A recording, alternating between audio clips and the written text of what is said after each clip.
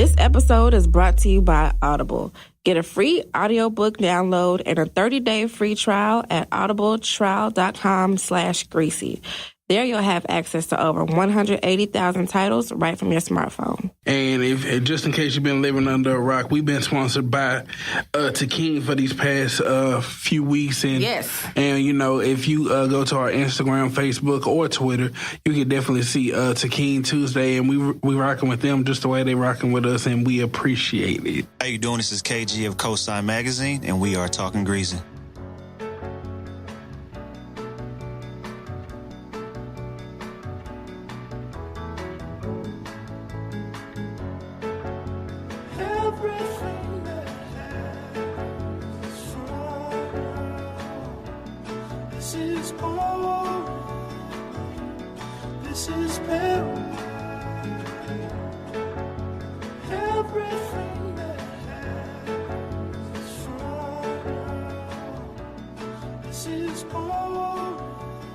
What's up, you guys? My name is Kim, and you are listening to another episode of Talkin Greasy. Big. What's your name? Don't do that. It's your boy Darnell. Another episode of Talkin Greasy. And we have two very special guests. I'm going to start with you. What's your name? My name is Kevin Davis, but my Instagram is Kevin D Photos. Oh, okay. All right. And what do you do? I shoot photography. I primarily shoot models, but also as well I will shoot families and kid portraits as well. Oh. A little bit well-rounded. Okay. And what about you? My name is Krystal. I do a multitude of things. Where should I start? So first of all, I am co-host of the Charm Skool show with Kim. You guys know Kim. Of course. We do know Kim. Oh, Kim. A different Kim. Yeah, Yes. a whole new Kim. A whole new Kim. So shout out to her and the Charm Skool show. I am also a makeup artist. So Mr. Kevin, we gotta hook up. We gotta work some things out. I'm down. And so I am the creator of Charm Makeup Artistry, and with that I do freelance makeup, and I have a lash line called Lashes by Charm. So That just celebrated a year? Yes, I just celebrated a year, which was it was fun. It was a fun celebration, but it's been a tough year, up and down, but altogether good. Well, it's funny you mentioned it being a tough year, because we're actually going to talk about what it means to be an entrepreneur, to work for yourself. We heard what you guys do. Why did y'all start what you're doing?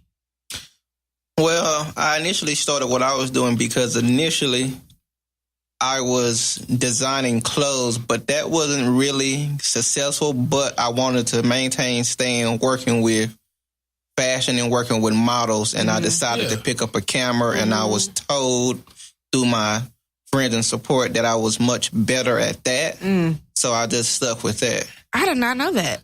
Man, you know what? I actually remember it because you had the fashion show at Eastville, Divine Clothing. What? Yes, it was Divine Fashion. It was a Christian clothing. I wanted it to be somewhat like a Ed Hardy, like popular for like a Christian youngsters to wear, but Christian. But I wouldn't say it wasn't successful, but I just didn't go as hard as I should have and stuck to it. You know which is sad. Which is sad because the way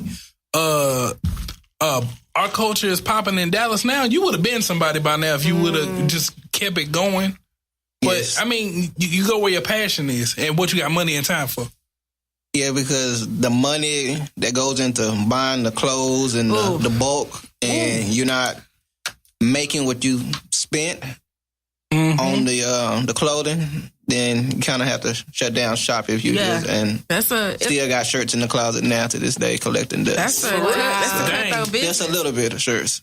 Yeah. And I should have stuck to it because, I mean, now you got a lot of gospel rappers now that's now not looked down on like it was before. True. Because at first they ain't trying to hear that secular rap, you know. Yeah. But now it's more acceptable now to be a Christian rapper. What's crazy is a lot of the most well-known ones are from Texas. Yeah, which is weird. Like, is that weird? I mean, Why is it weird? I mean, it's just weird because I don't know. Like, everybody calls Texas the Bible Belt, but if you come down here, it's wild, boy. It's kind of gutter. Yeah. Yeah, it's kind of ratchet, but I mean, which is so funny to me. But there's still like a church on every corner. So, hence the Bible Belt part. I mean, so are hookers on every quarter. That don't mean that everything's good in the I mean, just because there's a church and a check cashing and a gun store and a payday loan advance. That's on every corner, especially in the groves. Especially in the groves. Talking greasy, everybody. Clutching my invisible rosary. Okay. Clutching my pearls. Those two. All of them. Rosary. All of them. So, what about you? Why'd you start with all of the things that you do? Oh man. Okay, so I started because I do dental hygiene full time, and I was like, God, there's more to me than cleaning teeth. And so for me, it was like, you know, you go to college, you graduate with a degree, and you get a 9-to-5. But what I realized is I'm really not a 9-to-5 type of person. You know what I mean? Like, I enjoy being creative. So in my 9-to-5 right now that I'm still in, it's a little boring. It's not challenging and all that. So I had to get my creative side out. And so that's where I started doing makeup, because my best friend was like, you just need to do makeup. And I was like, I'm going to try it. And I ended up going to work for MAC and some other makeup companies. And so that's how I got started. As far as the lashes, like working in the retail industry, as far as makeup is concerned, I was like, you know what? Instead of selling somebody else's product, I need to sell my own product. And so for me, lashes. Shout out Fendi. Right? So that, you know, that was the thing. I was like, a lot of ladies go into the beauty stores to get lashes popped on all the time. Like, that's the only thing they come in there for. And I was like, you know what? I'm going for lashes. And so hopefully it'll build and, you know, it'll grow. But that's why. The goal is to work for myself, period, point blank. Well, So, I mean, that makes sense because you really have like and I went back to some of your Instagram posts and, you know, I saw the graduation from, you know, Oklahoma. I saw the all the models that you rounded up with in Oklahoma and tried to start some. And I really looked back in your pictures and I was like, damn, I haven't seen her bare face and like...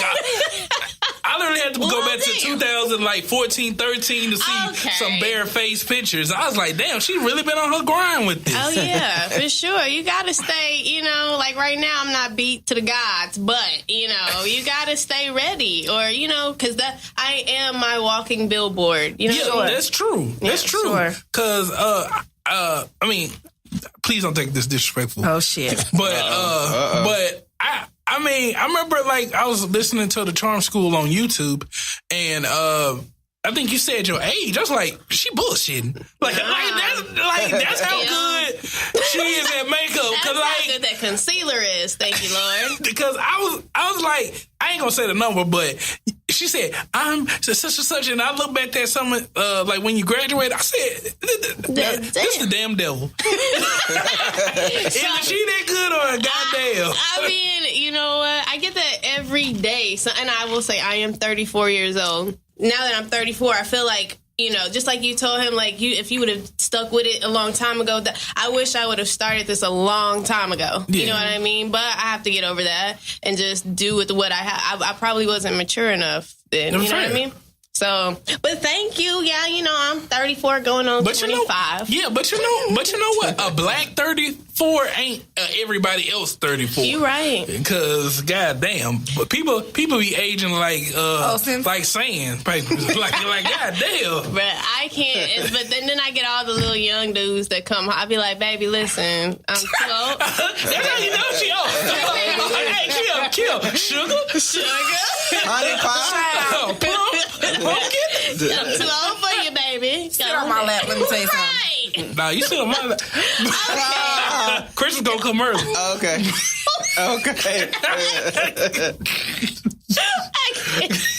Shit. Can you cut that out for just a second? The gift that keeps on giving. Bye. Okay. Anyway. Oh, that's funny. Okay, so one thing I've been interested in is blackness in specific spaces. Me and Darnell were talking about black excellence and what that means. And to me, I feel like a lot of times when we talk about Black excellence, we talk about Black people who are in spaces that you don't necessarily see a lot of Black people in who are excelling. And I kind of want to know what that looks like for y'all. Well, I would say the exact goals that me and her trying to reach, you really don't see a lot of Black people in the, like, with their own makeup products. And then, because it's always been marketed that you always see a Caucasian woman or other races, and that's what's been marketed to us for years. And I mean, you have little pop-ups like what's her Imani and things like that, but that's far in between, you know. And even in photography, we have that model one at a time, even with comedians and any genres that only one Black person can come through the door first versus us reaching back, bringing each other through the door, because none of us want each other to steal the sauce. Like, oh, I don't want you. Because when I was trying to ask around with my photography, a lot of people said, well, I don't want you to steal my style. Versus trying to help me, and makeup artists too. No one wants to show you because they feel like you competition. Yeah. But I think I met one of your homeboys. He's a bald-headed Black guy. I can't remember his name. Start with a T or L. Lorenzo, he worked there. Yes, Lorenzo Wallace. Yeah, he was big up in you. Because I used to do security at Onyx, and he used to be a manager there. I don't know if he's still a manager there. I believe he still is. But he was big up in you, and I was like, that within itself is a big thing, because I feel like you said, the one at a time mentality, and I wonder where it came from. Well, go ahead. No, I would say, because you got to realize that even like you said, Lorenzo, even if just saying that if he did, which he does, he have helped me when 500X studio was open. He had gave me advice, but I can never steal his vision of how he see art. And that's what will always separate anyone, no matter what you're doing. Michael Jordan can show you some skills, but you're not going to be exactly the same as him. You're going to have your own individual style, which is what we don't realize. We just always want to, I don't want you to take my business. Yeah, of course. But to uprise the Black excellence, that we all have to uproot each other and support each other. That's the only way we're going to rise to the top. Of course. I think what it boils down to a lot of times is that because we are minorities, we don't make up that much of the population. When one of us makes it, that means something. Right. And a lot of us don't want our shine to be taken by another one of us. Right. Because we feel like we are the chosen one. You can't come up behind me. That's such a humongous thing when it comes to, like, look at Cardi B and how people are pitting Nicki Minaj up against Cardi B and Remy Ma against Cardi B just because she's gotten to a level that these other women have gotten to, as if there can't be more than one up there. At first, I wanted to attribute that to like a women trait, but then absolutely not. But then I thought about it, and the same thing goes with a little bit of everybody, because envy is a real thing. Because, we got the cosign awards, and I hope everybody has a decent shot, but of course, but there's definitely envy in the room. You can't I know the truth is shame the devil. There's gonna be envy in that room. Envy gonna be like, hey, who this? They gonna pull up. Yeah, that's true. You know what though? I think, and you talked about it being like a woman's trait, and honestly, I was asked to do a discussion and host a panel, which the main discussion was, is it okay to basically kind of, I don't want to say steal, but that's the word I'm going to use, to steal like your friend's idea. So for example, I have a lash line, right? Yeah. So what if my homegirl of the homegirl goes and like starts a lash line? Like, is that okay? How you gonna feel about it? Or what have you? And I think that it comes to a point where I'm gonna feel some type of way. I am, but or we could have collaborated on this together. Like if you wanted to do that, come to me and we could talk about it or what have you. But you do feel some type of way with competition. Here's one thing I'm curious about from y'all's perspective, because y'all actually you are presenting yourself as an expert in a specific space, both of you. When it comes to being a Black person in a space that you inhabit, do you find that people consider you to be less professional than somebody else because you are Black? And the reason why I ask you this is because I've come in contact with that myself, being a writer, being a graphic designer. People come to me sideways. Shut up. People come to me sideways or come to me unprofessionally just because they see somebody Black. They see me more as, oh, that's a homegirl. That's just a little hobby or whatever. So they feel like they can pay me anything or they can approach me any kind of way. And they can whereas if there was somebody white who had the same skills, they would never come to them like that. Right. Of course not. Well, Even when I go into an interview, I've had people say that they were shocked at how articulate I am. Are you fucking kidding me? Right. Like, I am supposed to be here, or otherwise I would not have been called for this interview. So why can I not have these skills? And FYI, we Black, so even if we qualified, that's not enough. That's not enough. and also to kind of piggyback on what you said, well, 3 points to play, I guess, devil advocate, because sometimes in business, I would notice that like you said, the way you would approach a Caucasian person, some of us African American, you wouldn't come at them that way, like wanting a deal, a discount, treatment. So it kind of goes. Yeah, you done But also, I learned you have to look at their experiences too. Like some of us, if we commit to ourselves that some of us come at each other cheap, want a discount, then you got their experience is going to be that when they meet you, like, oh, here she go, she gonna want to hook up, or they might base it off your name. Like, well, she must be Black. She must not be this. But that happens. And even with me, they expect me to come in there half prepared, no lights, not prepared. They expect you to be that way because that's just maybe what they experience. And also a little bit of them already prejudging me before we even get to the shoot. Right. Because some of them be like, wow. They don't want to say, wow, you Black, but they just be like, taken back. You want to know by their action. One interesting thing that a Black person told me as when I'm working dental hygiene, she said, you know why I come to you guys? Because I work at an all-Black practice. She was like, because I know you guys work twice as hard to get where you are. And at first I was like, you're right. And then I was like, damn. You know, because I was like, it was like a compliment, but it wasn't. No, that's real shit, though. Because you know white people do give you their backhand compliments all the time. Yes. Like, Kim, you were so brave for coming outside with that hair. No, for real. They will do that. They will. No, seriously. I believe you. No, seriously. I remember this white woman was like, you gonna eat everything on that plate? Yeah, bitch. And I said, you want some? I can't. Hey, isn't that why I bought it? Listen. Right. And we at a buffet? I know what you're saying is true because I have a friend named Roland Truitt, and he has a restaurant called Wings World, and he opened up a new location in Lancaster, and the guy told him that on your application, business application, you didn't put that you was Black. Had I known that, I wouldn't have gave you such prime location. What? Wow. Are you serious? Wow. Okay, so this is crazy because I know who that is. Yes. And the thing is, by their name, I asked someone, so, no, not shading them, that Truitt, did that sound Black or white? And he probably thought by Truitt, okay, two white brothers working together. When he walked in there, Roman Truitt and Roland Truitt are brothers.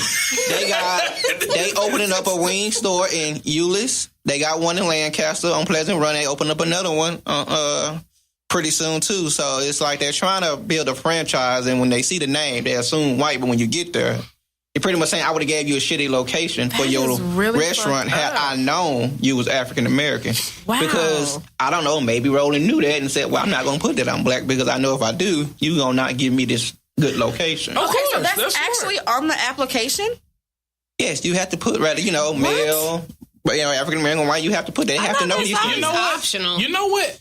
It is too. I don't know if that's option or not. I mean, I don't know. Yo, listen. They need to be I'm putting in them job applications right now. Why do you need to know if I'm a male or what race I am? Yeah. What does that have to do with anything? I think it's because they're trying to get a ratio up. I think they're trying to see how many people of specific demographics are applying for a specific type of job.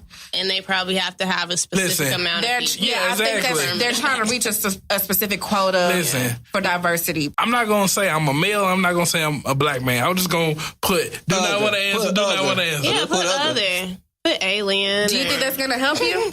I mean... Yeah, because I remember back in the Gap, when I started to go look for jobs, I could get whatever job I want. But if I literally just kind of left out what race I was or left out like maybe one or two details, them calls would come way sooner. Really? You think way so? sooner.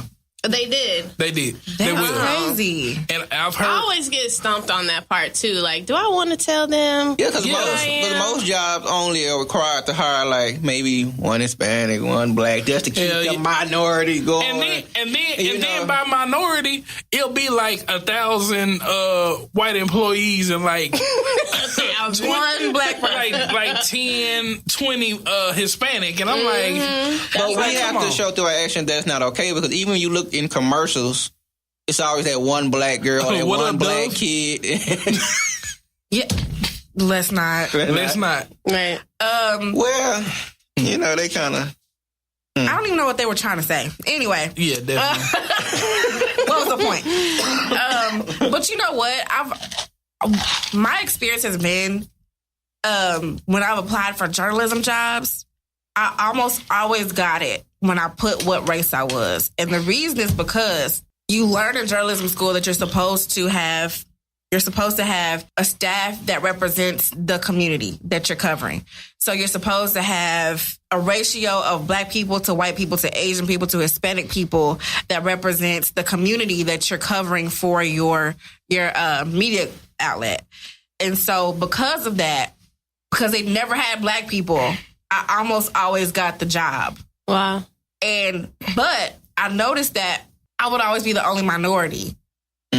So I don't know if it was because other people weren't applying or if it was because you met the quota. I had to be, I met the quota, or if it was because I had to have a lot more skills than everybody else to get that job. I don't know what it was. All of the above. Probably all of the, you know what, you're right. Let me not stop fronting. It was all of the above.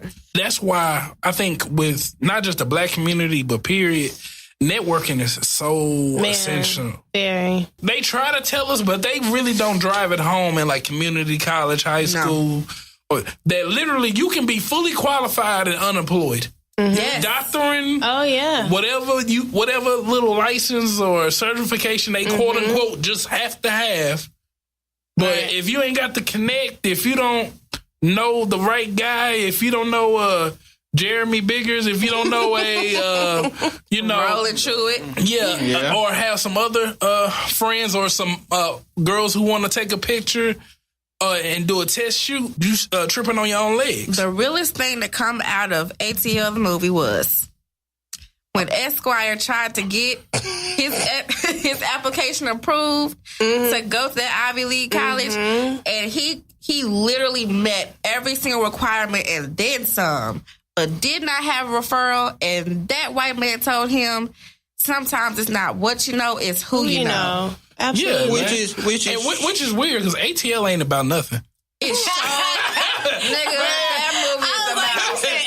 That's about skating movie. That skating movie. It's not even about skating. It's about skating. Listen, one minute they cleaning the office building, next minute they at the skating rink, next minute they getting shot at, next minute they at a party, next minute they fucking, next minute they kissing, next minute they skating, next minute they grabbing ass. Thank you. I was like, what are y'all niggas doing? Like if they do an ATL 2, I deserve a plot. Which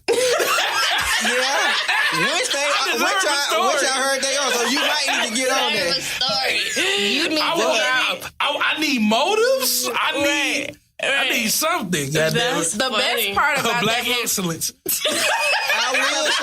I will say that it's about who you know. You're correct, because that's why I hate that we are now based on numbers, which is Instagram, like how many followers you got. Yeah. Because it's based on now who you know and how much of a following you have. Yes. Which is sad because girls who just be drinking water, half naked being like, aren't you thirsty? Is getting these 10,000 likes and shit. Yeah. But then you say some real shit, you get one. 5. If you lucky. Listen, sex sells, and they have to work to look like that. Because being smart now is lame, and being ratchet and ignorant is praised now on Instagram, or as an Instagram thought, as y'all may call them. But you know what? That's why Cardi B winning, because she's a little bit of both.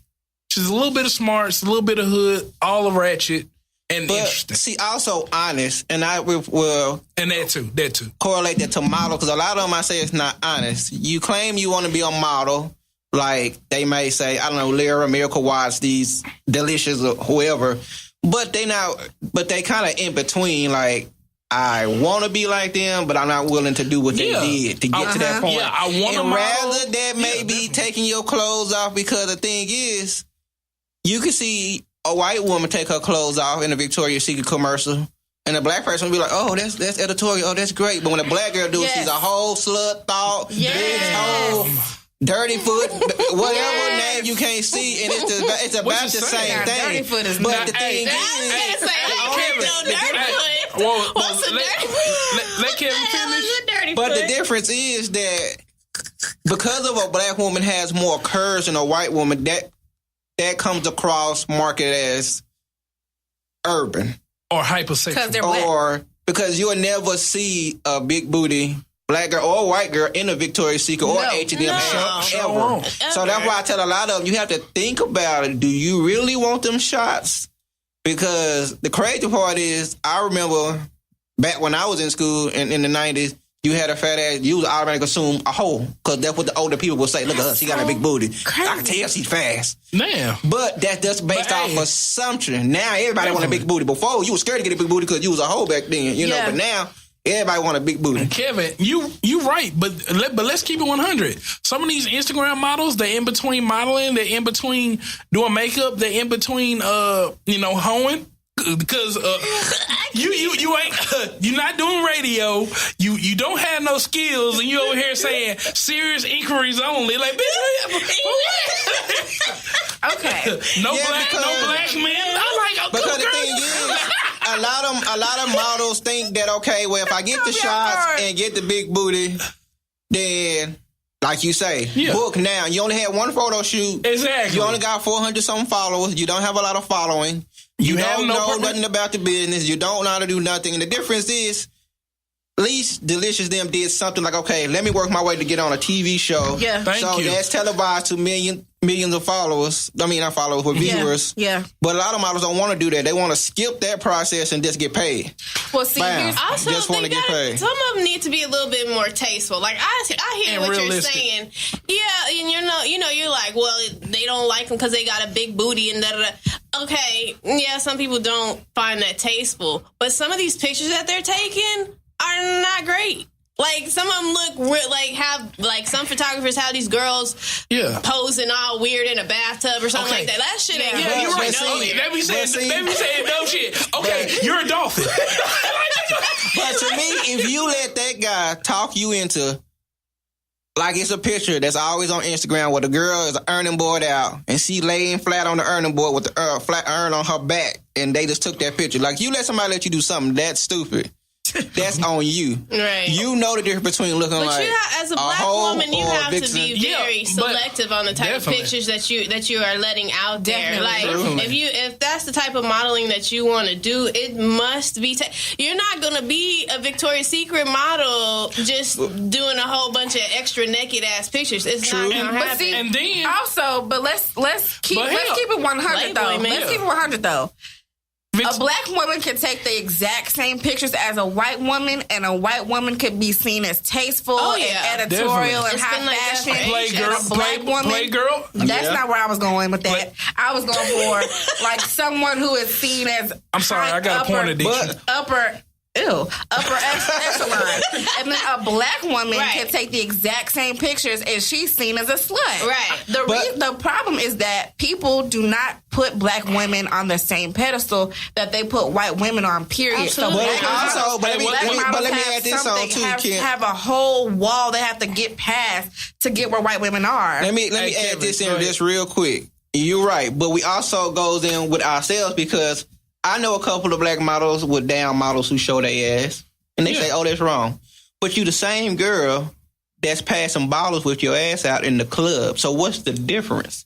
You got to be real with yourself. You have a problem with showing your ass on the camera, but you don't have a problem showing your ass in the club with people you don't know that comes in there different nights, just random people. It's about the same. And then we talked about this on We Are the Culture episode. If you going to be a model, create your own wave. Because let me tell you something about Victoria's Secret and all them. They don't give a fuck about you. Like, even Ashley Graham. Ashley Graham is not a frame that no black person has ever seen before. We got a girl we used to date or an auntie the same frame as Ashley Graham. And I love me some Ashley Graham. I love me some Ashley Graham. Hey, Miss Parker. But like I was saying, why would you?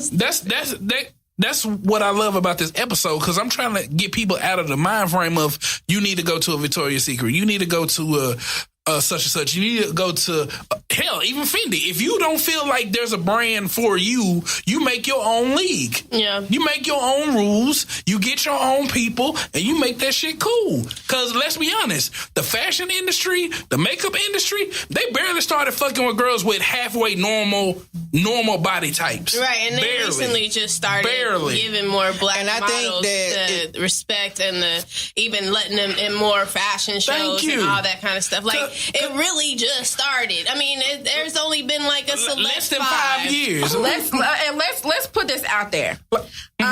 Rihanna's Fenty Beauty release, which Krystal didn't like. Don't. Well, okay. Well, regardless of how you feel about the makeup, I know it. She has shown the entire makeup industry that you can create something that is very inclusive and still be profitable. Yeah. There are makeup brands who have been around since makeup brands were a fucking thing. Hello. And they don't ever try to create something that will cater to as many skin tones as she has out the gate. Yeah. So now all of a sudden they're trying to scramble, talk about some, we have a deep dark too. Bitch, that is not deep dark. I can't wear that. Bitch, that is pumpkin color. That is not deep dark. That is light. That is light. Hell, even 45 won't match with that color. Oh, shit. That's bad. And that goes to show that, Kim, that we also have to remember that it ain't just one shade. You have to cater to all shades, because most makeup probably only cater to a light-skinned woman. That's about it. Can I rebound off of what you said? Because you said I didn't like Fenty Beauty. I do like Fenty. First of all, I love Rihanna, period. First, clean it up. Hands down. I'm going to clean it up. Let me clean it up. Let me clean it up. All right? I love Rihanna. I just didn't like the foundation for me personally. Okay. Will I use it on somebody else? Absolutely. Did I like the rest of her products? Yeah. And I'm like, it pushed me to see her do what she's doing. I mean, she has the means to do it. Mm-hmm. I mean, understatement. I mean, it was just like the fashion world been sucking her ass for years. Yeah, years. And they love Rihanna in the fashion world. Let's be clear. Absolutely. Okay. They love her.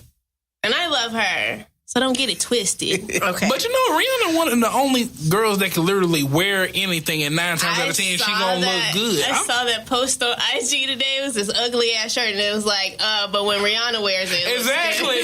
Rihanna can come in here and like that Missy Elliott trash bag thing, like, damn girl, damn Rihanna, damn baby, with the finger waves. Yeah. She walking here super fly, like, damn baby, with the Fendi imple. Yes, Riri, come through. Okay, so I want to pivot to something else that I've been thinking about when it comes to black businesses. Mm-hmm. There's a show that is local to us called Get in the Game that I absolutely love. We were on that show once. Okay. Nigga Brown episode. Yes, that episode is so fucking funny. Okay, so they had an episode where they talked about black businesses and customer service. Now, this wasn't all about customer service, but it was about some of the problems that they have with a lot of black businesses. And one of the things they talked about was customer service. Okay. Do you, when you are entering into relationships with new clients or prospective new clients, do you ever feel like you have to overcompensate or you have to alter the way that you would talk to a new client just because there is this stigma about the way Black people react to criticism or whatever else? 100%, I would say, because sometimes I'll give you an example, and I would say this based on my experience. It's been night and day. Like if I tell a Caucasian client that my price may be, let's say, $250, they say, okay, well, how many edits? The general questions? Okay, I want to book the 22nd. Okay, cool. Well, when it comes to us, $250. I already have in my mind that I already know how it's going to happen. So I would say, okay, versus $250. I say, well, $150. I don't even throw out $250 because I already know they're not even going to either write back or I can see the little eye open and see that they read it, but they won't respond back. This would kill me. We don't need a deposit. A deposit? Somebody hit me with that. Well, deposit. Well, you'll get paid when you get here. Oh no. That's experience with us versus them. And I hate to say it, it happens all the time. And then you spend the whole time trying to chase them down, or you got to ride with them to the bank to get your money. But when it's the other way around, you don't. And I just feel like that's how we do, because like even these bottles we looking at, you can put that bottle in one of our stores and one of their stores. Same price, and we'll say that's too much in our store and go to their store and pay full price. Yeah. Well, actually, I want to jump in. Talkin is at Darnell. Okay, well, Takin's only $12.99. Okay, it's only $12.99. I love Darnell. So if you can't afford this, sit down. Stay at home. Don't move. Popping what bottles? Go ahead. So customer service. Do I feel like I have to change or do anything? You know what? I'm a person that feels energy. So like whether I'm dealing with a patient at work or if I'm dealing with my client, I feel energy. I've already talked to him, email or on the phone or what have you, and so we kind of discuss what's going to happen, but. I don't really change me because I think I'm just like personable. And so I'm going to talk to you, but I can't read you. If you're not responding back, then I'm going to, back up, but I don't feel like I have to, whether they're Black or white or Hispanic or whatever. I stay true to me. Now, if they're being like, oh, I don't want to pay the deposit or the yada. Okay, well, then you're just not my customer. Right. Yeah, but you know what? I really thought you was going to be something else. What you mean? I thought you was going to be like real rah-rah. Like, what's that mean? Like I said, I thought you was going to be the... aggressor. Yeah, aggressive. I see you as a little bit of aggressive person. Just a little bit. I seem aggressive? Nah, not all the time, but like I feel like if somebody tried you and they got you there. Oh yeah, I'm not saying I can't be tried. Yeah, but I feel like that's anyone get you there. Yeah, we do have two Aries women in the building. Right, because I'm Aries. Yes. Okay. See? Now it makes sense. Okay, now I will say this, but my field primarily being writing, I feel like my first, my resume is the way I talk to somebody. Basically. So the way that I talk to Darnell, I talk to you, or I talk to you, Kevin, it's gonna be. It's not going to be the same as the way I would talk to a prospective client. Okay. I feel like I have to be on 10, the scholarly, super intellectual to sell it to somebody else. And I hate that because I want to be able to be myself to anybody that I want to work with. But because I feel like my skin is a barrier for a lot of people, I have to prove from jump. I mean, I know my shit. I get it. And you can't come to me crazy because you have somebody, a real writer right here. I'm going to do the job that you would expect somebody else to do. Right. Yeah. I think we have to turn on and off our professional and then our friend conversation. Yeah, I turn that on for sure. Which is weird because I suck at it because I'm just too I'm just too honest and niggerish. I really I be doing niggerish shit without even trying. Wow. I be eating food. I be like, damn, a Swisher Sweet would go great with this. For no He reason. doesn't even smoke. Swishing, yeah. Bro, you swear it. Swishing, yeah. Yeah, right. I'll be on that yak. You be on that yak. In the mouse. The mouse. Oh my God, that's the funniest meme ever. Oh my God. So with that, we're going to take a quick break and we're going to be right back on Talkin' Greasy. So this episode is brought to you by Audible. Visit audibletrial.com/greasy for your 30-day free trial and free audiobook download. So, you guys, I work in an office, and sometimes I do very boring and monotonous work. So I like to spice up my workday a little bit with a little bit of erotica every once in a while. So there's a book I'm reading right now called Bang, which is a double entendre. If you couldn't hardly tell, it's by E.K. Blair, and it's about this woman who grew up in a trailer park with a very checkered past, and she decided she wanted to be a part of high society. So she got these nice clothes, and she went to this big party or whatever, and met this guy while she was married to a very rich man. And this guy that she met at the party was a hotel owner who was Scottish, and the lady who does the voiceovers, her Scottish accent is no ma'am, but the book is very good. It's like a psychological thriller also, so it keeps you on your toes. It's very entertaining. That's not for everybody, but that's definitely for me every once in a while. So if you want to try out 1 free month of Audible and you want to get a free Audible download, again, that is audibletrial.com/greasy. And let's get back to the show.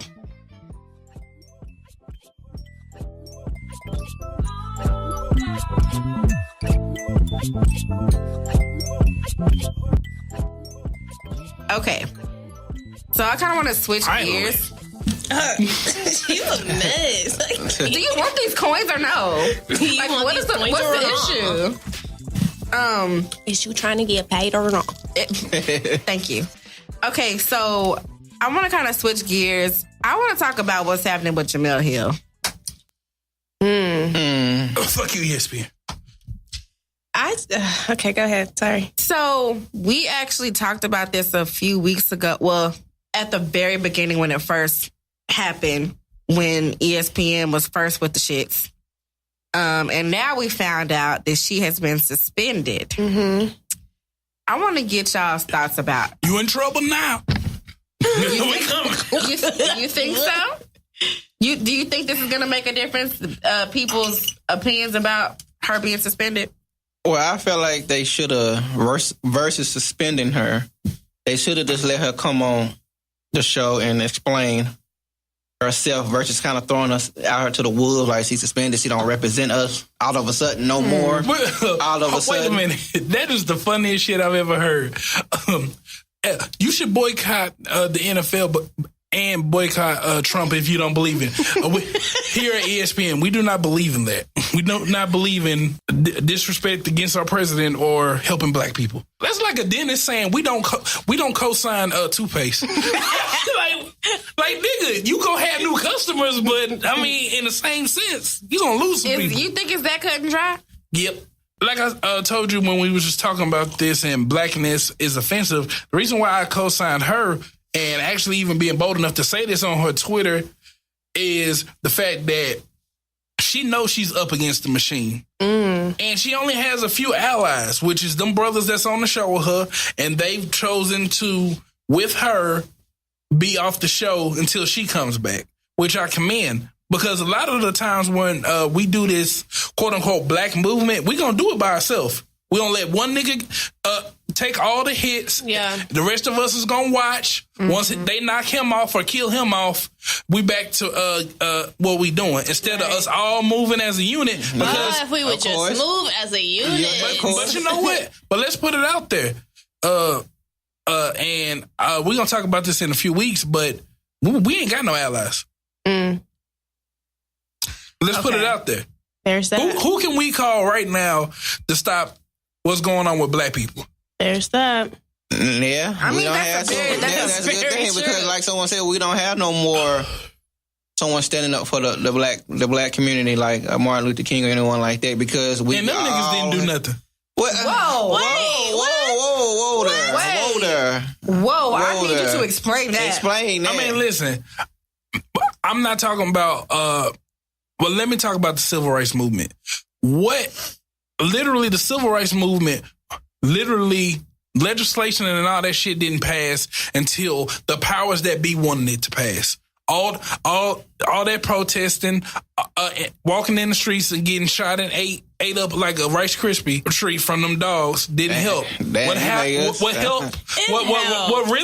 really helped is black people getting their guns and defending themselves, new legislation and boycotts to where they took the money from the oppressors. What do you think? What do you think came from? Thank you. What do you think led to that legislation? I think all those were steps. Those were very Thank much steps. you. Now And those are I steps don't that we're not agree. taking right now. I don't agree Okay. that we need to repeat the process. I think we need to just take it up a notch. A notch. But the thing that they had then was more unity. More unity. And right now, black people are worried about looking fly on Instagram or getting $1 million checks for playing football. They're not worried about the main cause. Yeah. Because if everybody that, especially the people that have a voice, if they actually do what it takes, i.e. if you need to kneel to show your protest, then do that shit. You know what I'm saying? Well, but you letting massa tell you not to. But see, that's the problem. Because you want your $1 million. But Jerry Jones, leader of the American team, like if one of my boys be out there, that's how I heard it. That's how I heard it. That's how I heard it. And like you said, black One unity. of my boys. Black unity. See, they thinking about their pockets. Now, if I was them, I would say, I'm going to show his ass. Oh, we're going to get fired? Okay. Right. Listen, all of us. You going to sit us benches? We still getting paid? Okay. Listen. Because Listen, we won't do the simple thing as kneeling, voting, none of that process to up where we need to go. Listen. Let's put it out there. Not everybody in the NFL is a big baller shot caller. Nope. They getting those little, some people get paid $300,000 a year, which if you break it down into the season, we talking about maybe 20,000, 30,000 per game, right? So if they miss too many games, that's their livelihood. But that goes back to living within your means. If you live within your means, you should have plenty of money stacked up. But I and said most of us don't make nowhere near no. Listen, everybody, let's Krystal get it. Well, my thing is for those that only make the least amount. Okay, y'all can whatever. No, I shouldn't say that. But but I'm talking about for the main star players. They're the ones that people are looking at anyway. Really? Do you really? So Zeke and all the, I don't really know all the main You really Cowboys, think Tom Brady, Dak Prescott, Tom Brady ain't doing shit. Exactly. But for the black ones, Ben, I'm a rape a bitch, Roethlisberger. Stop it! I'm talking about all I'm talking about. You really think I'm saying that the black stars of these teams, they make up 75% of the league. Right. Well, my point is, if they staff. sit out and they can't play like they normally play, or what have you, they're not going to make that money. But listen, first thing first, and I'm sorry for interrupting you, Kim. I totally apologize. We do this all the time, unfortunately. No, my thing is, most of those guys have already given up their nuts. What? What do you mean? Like, explain that nuts part, because my thing is, you give up your nuts. they've already sold their soul. They already not gonna go up against the grain, because Kaepernick did this a year ago, and the only reason all these quote unquote protests jumped in was because 45 said something. Yeah. So we got people who's protesting because of 45, people that's protesting because you're disrespecting the veterans, and you got people protesting because black people want to live. I say let's find a new way. Fuck it. Everybody, just salute the damn flag and then keep it going, and then we listen. They're taking it all the way out of context. Listen, I'm a grown ass man. Fuck the flag. I'm gonna put my nuts on the flag when I get a chance. How you gonna have me pledge allegiance to shit that killed Indians, killed black people, killed everybody, and still doing it? I was never a big fan in school of Pledge and Allegiance. It just felt weird. I never did. I was like, watched, it felt weird. My dad. I used up extra. Let me talk, please. Okay. I am going to hit you with a bottle. My dad. As long as it's Talkin. Right.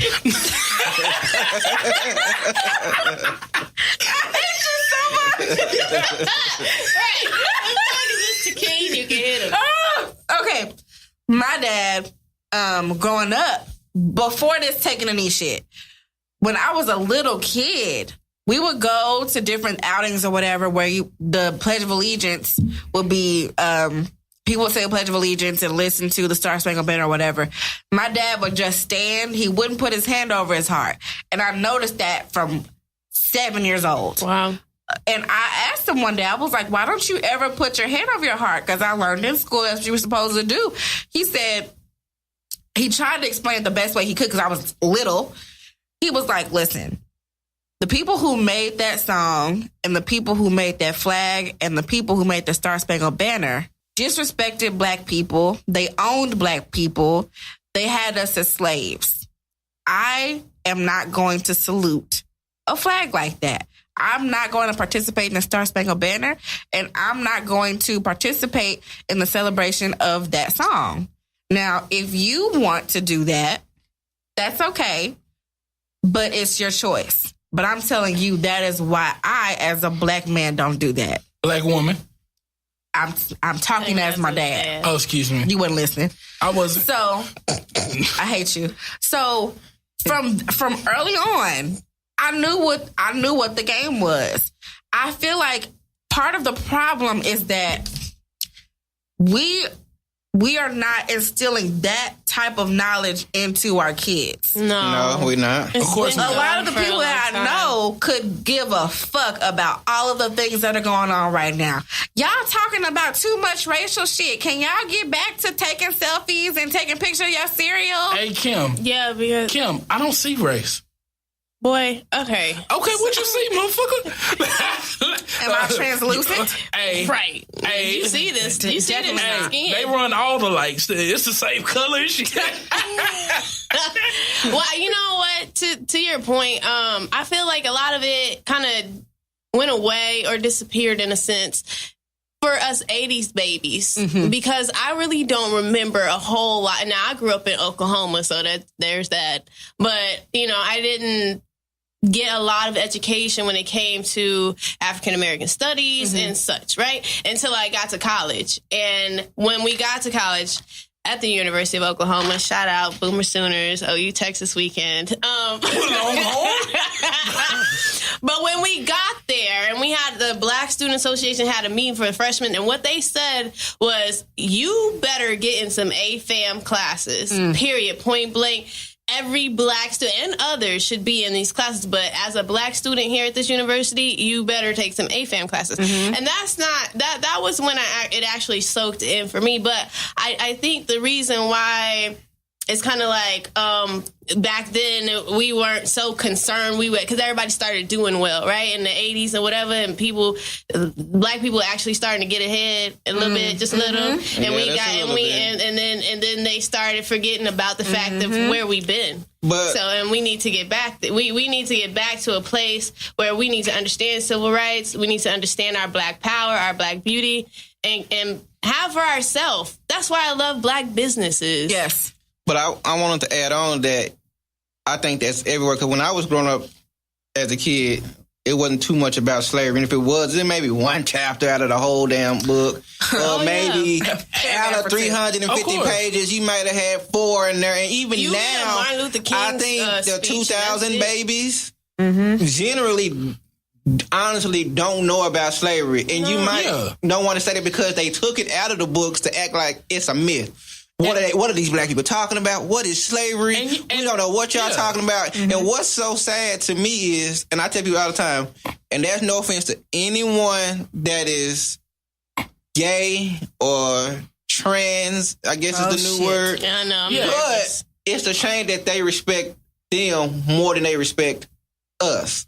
Fair. And I feel like if we was unified as they were, hell, we'll get some stuff done just like them in a short amount of time. I just don't think you can compare the two, but what I'm saying is, you can't compare the two based on what we went through. But as far as the work they did you hear that? Did you hear that? Gay people in a short amount of time they did it in. They able to get married. They even putting stuff in school about learning about history of the gays to teach to the kids. Oh, gay history. That's cool. Their own bathroom now, trying to do that. So what I'm just saying is that we have to just kind of like you said, most of us don't get introduced to that until you get to college. But you understand they're doing the gay people the same way as we'll give you this, we'll let you have this, and that's it. You better not say nothing else. Shut up. But you know what? That's how but the difference is yes. They like to compare it to slavery. No one was whipping you. No one was hanging you. No one was doing that. You can't compare that.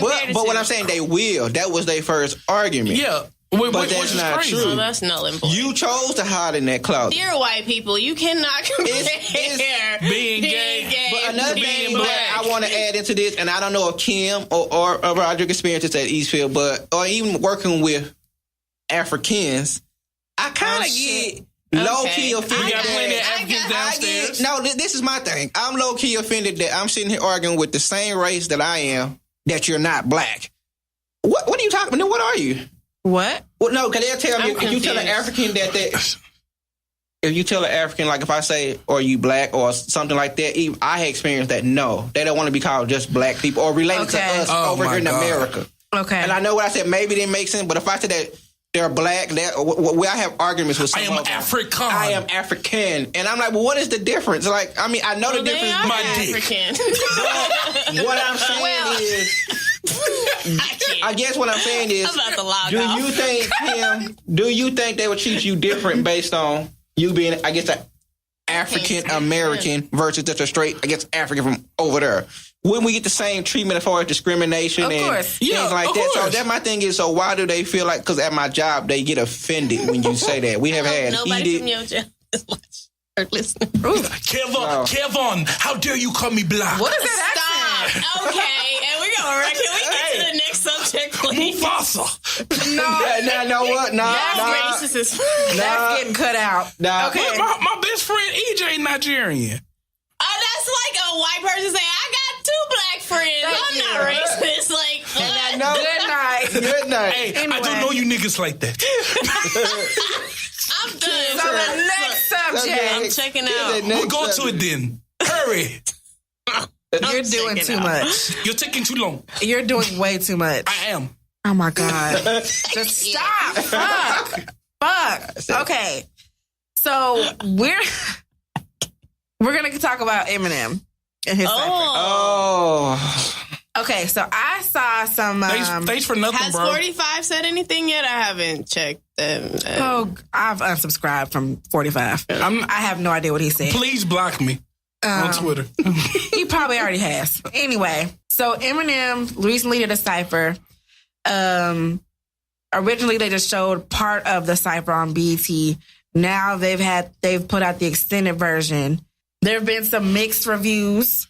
Eminem, you could have did better.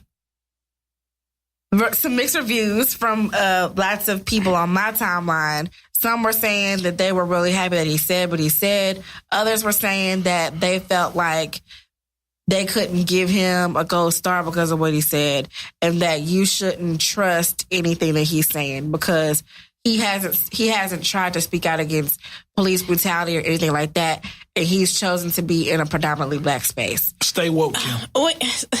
But what that had to do? My thing is, see, some black people just gonna find some reason to not like.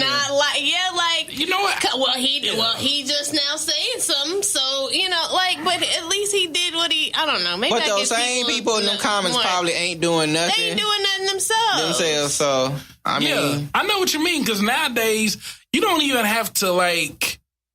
I know this sound corny. But you had to actually do something to be part of something. Like now in your bios, you can be like hashtag feminist, hashtag Republican, hashtag. You don't have to put in no effort to be in these groups. All you have to do is just say, hey, I'm with that gang, hashtag, hashtag no fat shaming, hashtag team no kids, hashtag maybe Eminem got to a point where he had enough. Like, enough is enough. I'm about to spit some bars. Or maybe he's been president for a while. This your first time, bro?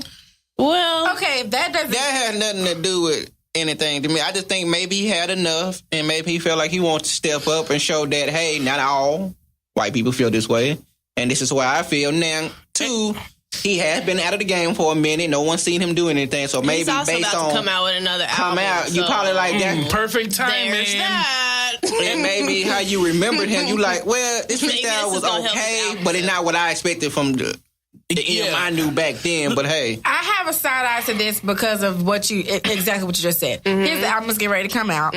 So I feel like definitely there's a part of this that is definitely a publicity stunt because without something like this, I don't think anybody would give a fuck except for his very white fan base. And I think that he's trying to get validity from the core hip hop community by doing something like this. But at the same time, I don't doubt that he actually does have some of these views because he is a scholar of hip hop. He is a product of this. No matter what anybody tries to take away from him because he's a white rapper, he is a scholar of hip hop. He actually studies racism. This. He studies this. Shut up, fool.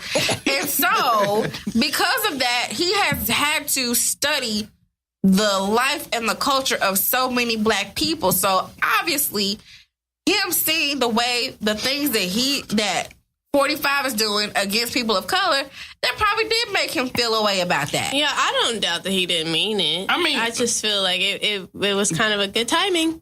But you know what? But you know what? Gimmicky as fuck.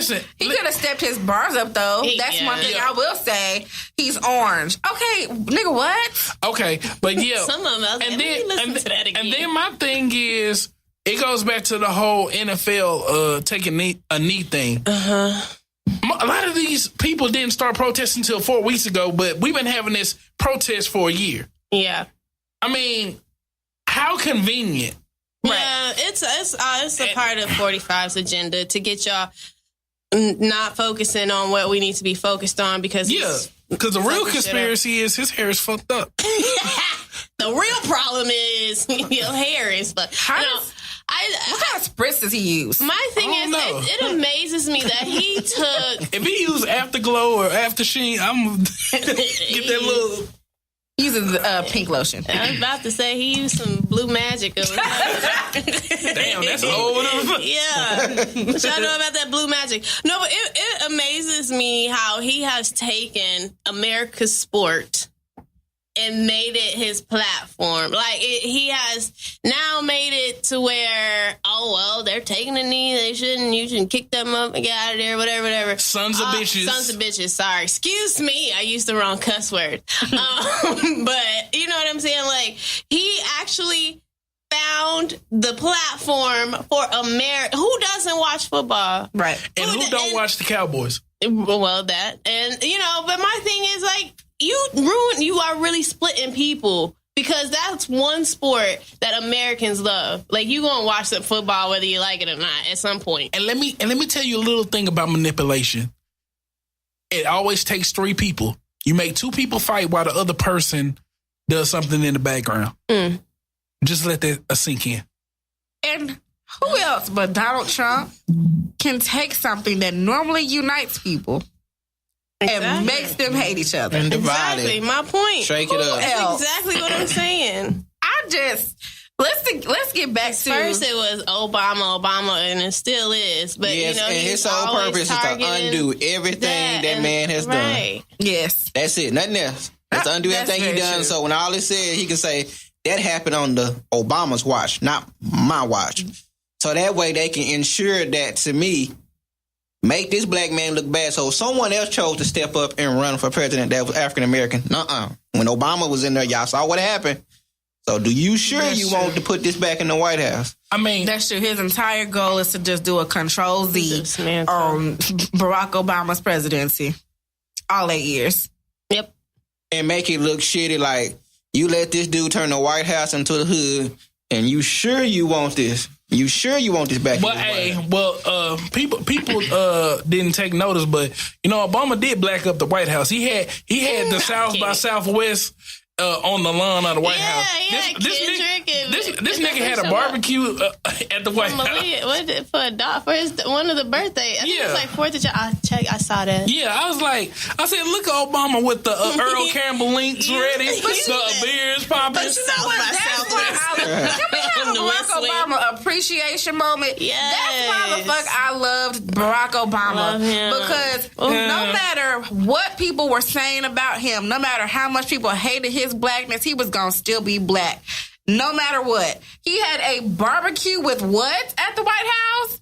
He had Kid Cudi and Jay-Z and Beyonce and Common and all of these rappers who exemplify black excellence to us that white America probably does not give a shit about. No, white America gives a shit about them. That's how they get some of them. That's how when you go to concerts, do you not see more white people? Yeah. Kid Cudi black people. Kid Cudi Jay-Z, Kanye. They gonna have all the white people at the show. And don't let niggas in Paris come on.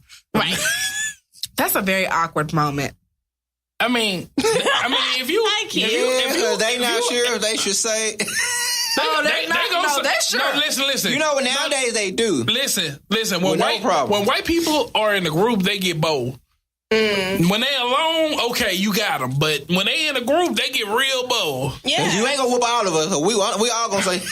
Well, they're the whole concert. At a Kanye concert, they are the concert. They are. Yeah.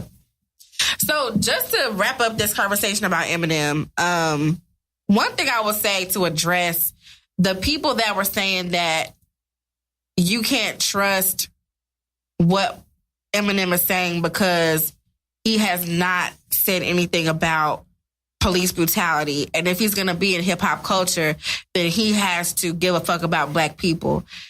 Here's my thing.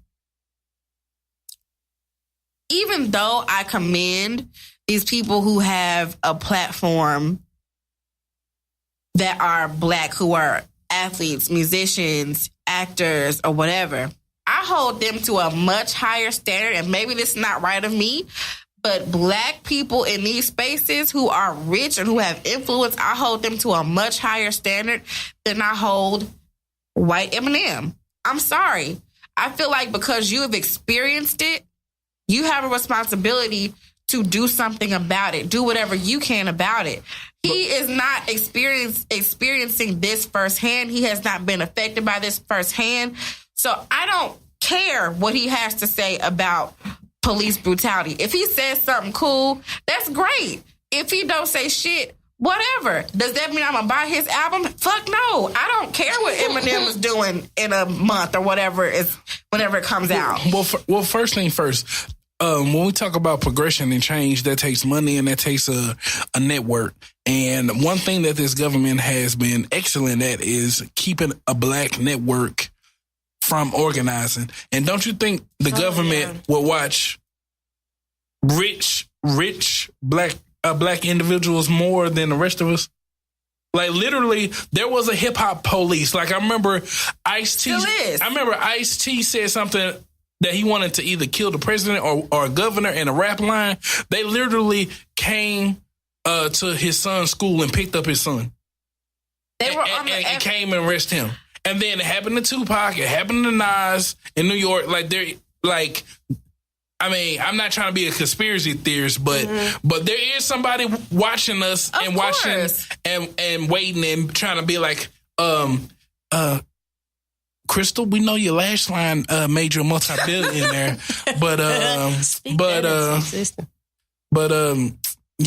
I hate to say this, but you're doing a little too well. So we're gonna need your black ass to stop, or we'll stop you. Like that's the thing. Like they have agents in the studio with you and at all your parties, and recording your podcast. It's real. Like that's not like a bullshit thing. NWA was on the FBI watch list in the 80s. Absolutely. You have to watch what we say and how we say. It's all the time. We always been controlled in that aspect. Yeah, that's not a conspiracy. That's real fucking life. Yeah.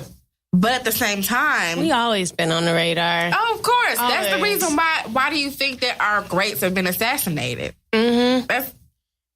I think that that's something that comes along with us being who we are. But at the same time, we have to figure out some sort of way to make some sort of underground railroad to get this shit together. Did you say Underground Railroad? What is we gonna do, black people? Because, okay, well, listen, think about this. Or like a black channel? Think about this. We are in the height of technology right now. In the 1800s, one woman was able to get black people to freedom across the country and came back and got more people. How the fuck do you accomplish that? Sending messages through songs? Yeah. I think, you know where I think it comes from? And then y'all forget that Harriet Tubman had a big ass. So Okay, what the fuck are you talking about? She had a listen. If not only would I want my freedom, I would want that ass. What? Okay, I am so done. I was gonna say something profound, and then he gonna sit up here talking about her ass. Ain't nobody worried about her ass. Oh, Disregard what was just said and try to figure it out or remember what you was. Oh, we gonna make it to the other side. I know what I was gonna shut up. I know what I was gonna say was the fact of the you know, sometimes in order to do things in life, you have to be desperate. I heard someone say this. You have to be desperate for whatever that you're trying to do or want. And at that moment, Harriet Tubman and all the other slaves, they were desperate to get out of there. Shit, you can't get no more desperate. You can't. But I feel like black people are so comfortable that it's going to take for us to be desperate in order to actually make a real movement, in order for us to actually organize and like get the shit together and maximize what we like. We are black people. You ever think about the fact that slaves could have took over so many masses, and they have you got 15, 20 slaves out there, and 5 of y'all on the inside. But it's a mental thing. But when you've been engraved fear in you for so long, it takes a minute. You weren't even, slaves weren't even considered here. They were told to believe, or they were made to believe that they weren't even human, let alone that you can speak, or you can run, or you can get out of there. Ain't stopped. But at the end of the day, it's going to take for us to be desperate to actually, we too comfortable. We can still go to football. We can still go get our millions playing on the football field. And then let me keep it 1,000 with you. If you don't think black people are great, think how many people are living in our black society. Listen, we built this country, man. I mean, the NFL, the NBA, hair care products, insurance, jail, fashion, jewelry, the cafeteria schools, the cafeteria system, Kool-Aid system, Capri Sun, okay, Swisher Sweets, Game Boys, Sir. Magnums, Magnum Juniors. I can never take you serious. Hennessy. If you go ahead, yeah, yucking miles, dog. I hate you. Okay, here's the thing, though. We may be very comfortable in our individual lives, but I think what we're lacking is that empathy, because we can get to a desperate place real quick. We have seen so many people who look just like us get killed by the hands of police. Are we getting and by the hands of racism, literally, and see white people or white police officers get a slap on the wrist and get moved around to a different police department. And while we see somebody who looks just like us, looks like our son or nephew or whatever, laying in the street and no justice. This is not something that started happening yesterday. This shit's been happening since we got here. It is still continuing, and now it's legal. It's always been legal, but it's like now there's absolutely nothing that you can say about it. So I don't know how much more desperate we need to get until we start getting picked off one by one. Progression, where you at, bro? Like, until we know it's coming to our neighborhood. Is that where we need to go before we get that desperate? Well, you know what? That brings up a good last question. do black people even have allies? Latinos, you with us? Gay people? Asian people, can you see us? I think that there are some who have very genuine intentions who actually are trying to help. I don't think most people currently this is happening to their race. Yeah. Because I don't know. It's just not. But I will say, back in the day, there were allies of other nationalities, white people included, that helped us progress. Mm-hmm. So I'm not. So I don't. I mean, we do have some. We don't have enough that want to speak up and work and speak out. Like, first thing first, we have none. Okay, wait. How? We have none because I've said this a million times and I stand on it. Nobody comes to the black community or fucks with the black community unless they're getting some from us. Even back then where the Black Panthers were standing there, then there was like a Latino version of that. Think about how many races have gotten their benefits besides black people. Absolutely. Handicap, the Jewish, Native American, Asian. Native American? Yes, Native Americans have won some settlements, some money. That is a thing. Jewish. They still don't get enough. Yeah, thank you. Jewish. All those monetary. Yes, monetary, monetary, and legally.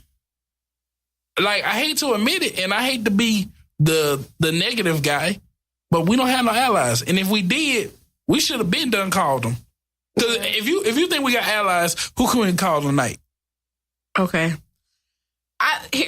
Just because we do not have somebody in power who can help us does not mean that there are not people who exist of different races who are actually trying to help. Now, is that making an impactful difference? We gotta be our own allies. Can we love on each other? Can we support each other? Can we do this without other people? I think we can. I absolutely think we can. Yeah, because at this point, ain't nothing holding us back. I mean, I think first thing first, if you're going to have allies, you need to have something that they want. And they can take from the black community without even teaming up with us. So again, why do you need us as an ally? If you're talking about, let's think of chess, let's think of the 48 laws of power. If you going to go up against an opponent that is bigger than you, you need to appear weak. Then second off, you need to have something that the higher power wants, or have something that people will team up with you with to take down the higher power. Mm-hmm. The second, now to team up to take down the higher power, I feel like that's more plausible than us as a unit getting together, taking on the powers that be. Mm-hmm. But Krystal, I interrupted you. Excuse me. Oh no, you got it. Well, you know what? It was so intellectual and things. You know, sometimes he say some good shit. Yeah, every once in a while. When you're not talking about Harriet Tubman's ass, right? So with that, don't worry, I'll follow you. Harriet Tubman.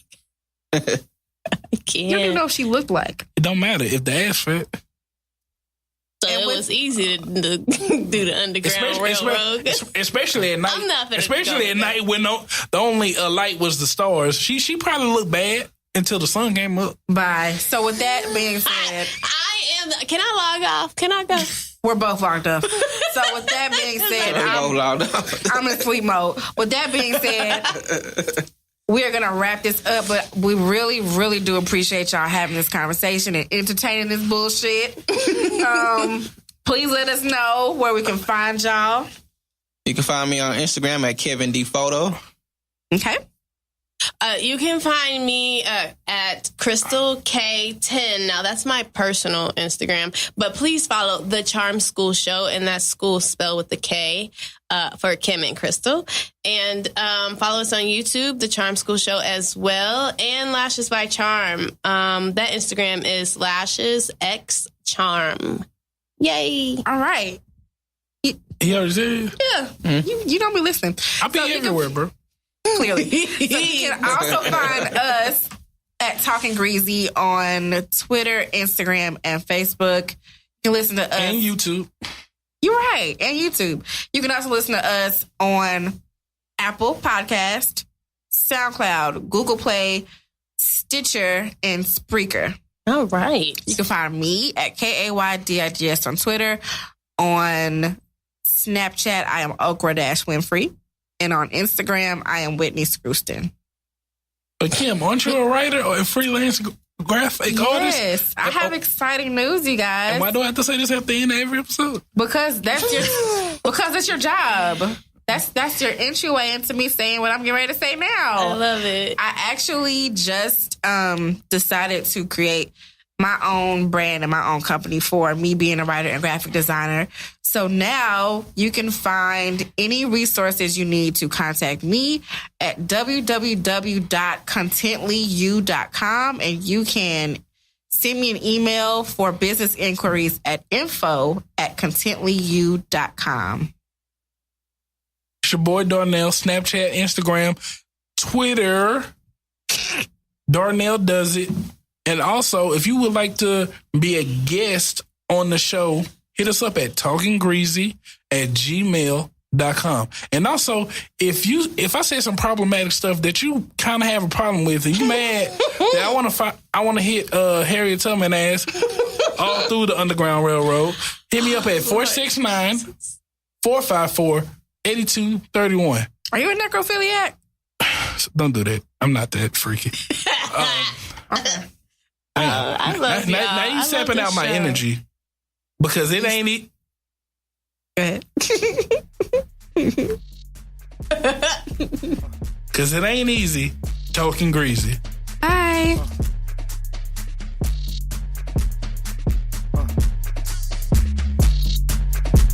Level up.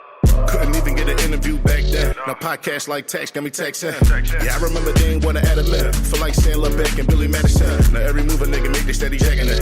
Young nigga leveled up full fabulous. Niggas trying still swagging, I ain't having it. I ain't standing for the shit, I'm on my cabinet. Y'all about to make me draw again. Switch the sweets, my partner them. Superman in the booth like Clark Kent. Haters got them shook like Parkinson's. Corey finna talk that talk again. Bad as Mike Jack got the wall again. Philly nigga Molly in his raw as him. I'm the one twice over like Carson Wentz. I can't stand these niggas like paraplegic. So I be goddamned if y'all defeat us. A wizard, you gon' need John Wall to beat us. Got a better chance trying to guard arenas. Ben Hot says yeah was trying to walk with Jesus. 4 Kathy Lee was trying to talk to Regis. Gotta shut shit down for the blogs to see us. My press coverage is more tight than Marcus Peters. Yeah, shit popping like that. I remember wishing I got it like that. I made something out of nothing, man. Even hating ass niggas got it like that. Every time the camera start flicking, say cheese, so I'm cotton like that. Name another nigga with consistent hits out here, drop it like that. Look, drop it like that. Look.